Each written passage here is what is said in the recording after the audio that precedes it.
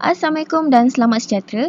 Hari ini, grup 6 iaitu grup kami akan membentangkan soalan yang dikemukakan oleh lecturer kami iaitu Sir Luqman daripada subjek Conflict Management Batch 19.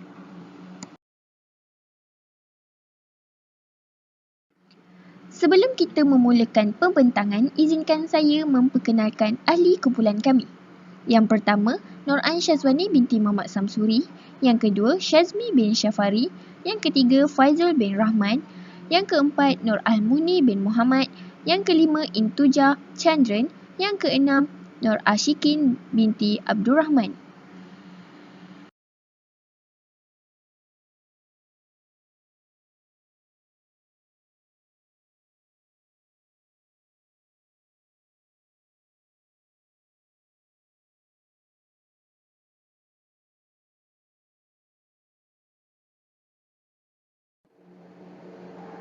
Sebagai seorang jurujual, mestilah bertanggungjawab dan tujuan utamanya adalah untuk memastikan bahawa produk atau keperluan itu diterima oleh sesiapa sahaja yang telah berunding.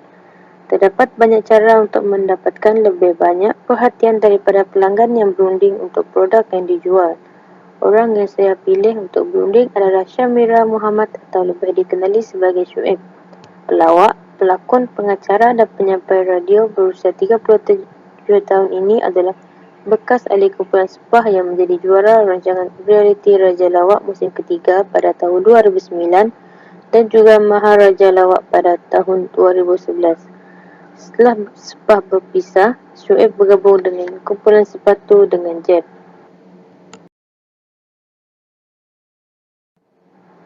Syuib dilahirkan pada 12 September 1984 di Johor Bahru dan dibesarkan di Parit Buntar, Perak. Dia adalah anak tunggal Muhammad Ayuh Abdul Karim dan Salamiah Jalani. Di luar karier hiburannya, Syuib menceburi di dalam perniagaan ketika dia dan isterinya, Siti Sarah dan pasangan mereka menubuhkan rangkaian teh susu berasaskan madu, Bubble Bee, yang mula beroperasi pada tahun 2019 di mana dia dan isterinya bertugas sebagai ahli lembaga pengarah.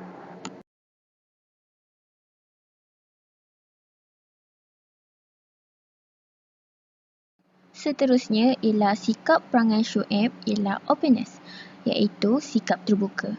Sikap terbuka adalah seseorang itu perlu bersikap terbuka dalam menerima nasihat, teguran, kritikan kerana setiap manusia ada kelemahan dan kelebihan dan manusia perlu membaiki kelemahan dan kesilapan yang ada pada mereka. Antara faedah mengamalkan sikap terbuka ialah mudah didekati dan diajar berbincang, bersedia dengan hati yang terbuka untuk mendengar pandangan dan kritikan orang lain terhadap diri sendiri. Seterusnya, mereka yang tidak mahu menerima kritikan dan nasihat daripada orang lain ialah orang yang pertama, tidak bersikap positif terhadap nasihat, teguran dan kritikan yang diterima. Kedua, tidak mahu memperbaiki kelemahan sendiri. Dan ketiga, sentiasa merasakan dirinya betul, berpengalaman dan orang lain hanya salah.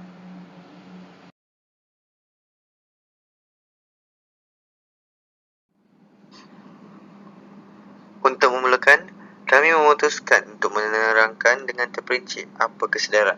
Konsep kesedaran muncul pada zaman dahulu. Ahli-ahli falsafah merangkumi pengetahuan fenomena mereka dengan jelas menyedari bahawa setiap orang melihat dunia ini dengan cara tersendiri. Sekarang kita akan meneliti lebih mendalam sifat asas kesedaran. Yang pertama adalah aktiviti, mana-mana orang menyedari bahawa dia hidup di dunia ini dan mesti bertindak. Pilihan raya. Kita tidak melihat seluruh dunia atau alam semesta secara keseluruhan. Setiap daripada kita sentiasa bingung dengan masalah tertentu. Generalisasi. Menganalisis di dalam otak setiap peristiwa. Tindakan kita berfokus pada perkara utama. Integriti adalah apa yang memungkinkan untuk memahami objek yang berada di tempat mereka. Konsistensi disebabkan oleh ingatan dan pengalaman. Dinamisme. Kesedaran adalah bahan yang tidak stabil. Ia menjalani metamorfosis secara harfiah setiap hari. Penyimpanan adalah kualiti yang paling menarik. Setiap daripada kita secara objektif melihat dunia, memori boleh menipu penglihatan dan pendengaran, dan semua hanya kerana dalam fikiran kita ada pemalar tertentu yang membetulkan persepsi realiti. Dalam risalah falsafah dan keagamaan, ia adalah adat untuk menimbulkan banyak tahap kesedaran. Inilah sebab kekurangannya.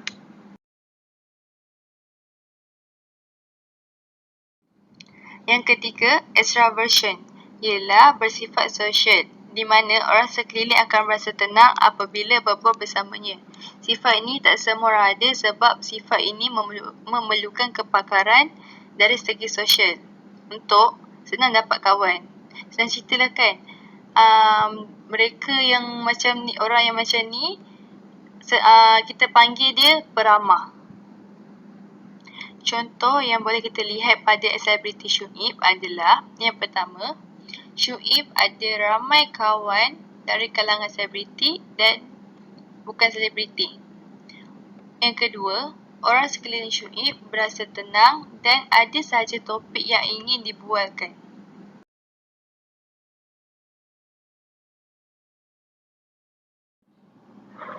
Jenis kepribadian yang keempat adalah sifat agreeableness, atau wasam lainnya adalah kesepakatan.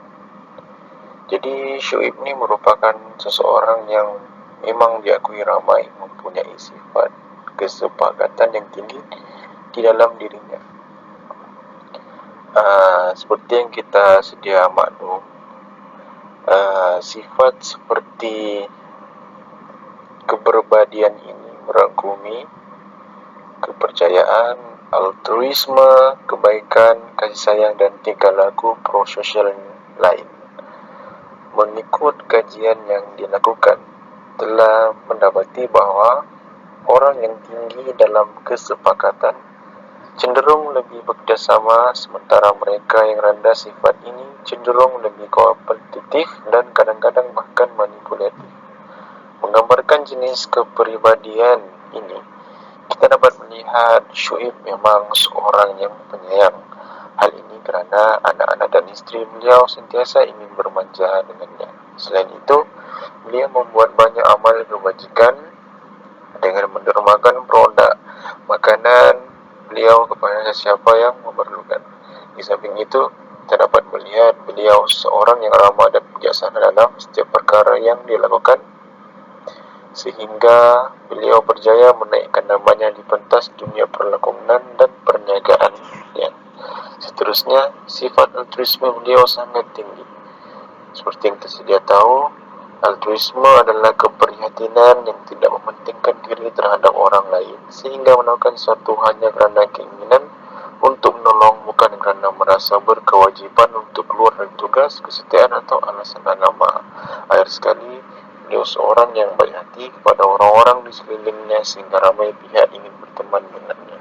Jelaslah skor tinggi dalam kesepakatan dapat bermanfaat dalam banyak situasi, kerana ini adalah sifat utama dalam mencapai dan mengekalkan populariti.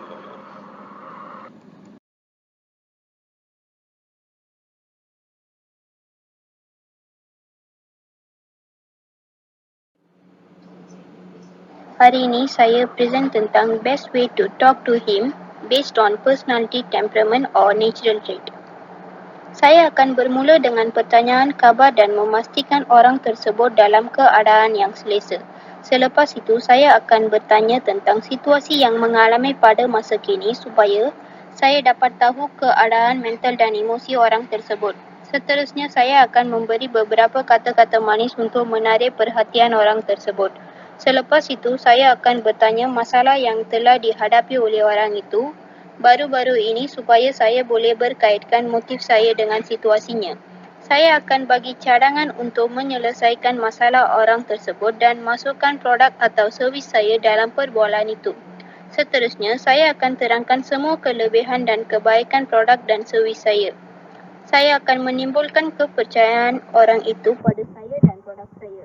Saya akan tanya soalan-soalan basic yang berkaitan dengan masalah dia supaya tidak memberi peluang kepada dia untuk mengadakan apa-apa keraguan.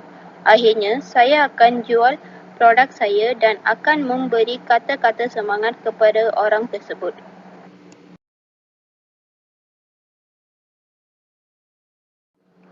Conclusion. Kesimpulannya, setiap individu, tidak kira dewasa atau kanak-kanak, mempunyai sikap peribadi atau personaliti tersendiri. Personaliti atau sahsia melambangkan ciri-ciri kepribadian individu dan mencirikan perbezaan antara setiap individu. Akhir sekali, personaliti merupakan gabungan daripada berbagai sifat dan konsep kendiri seseorang.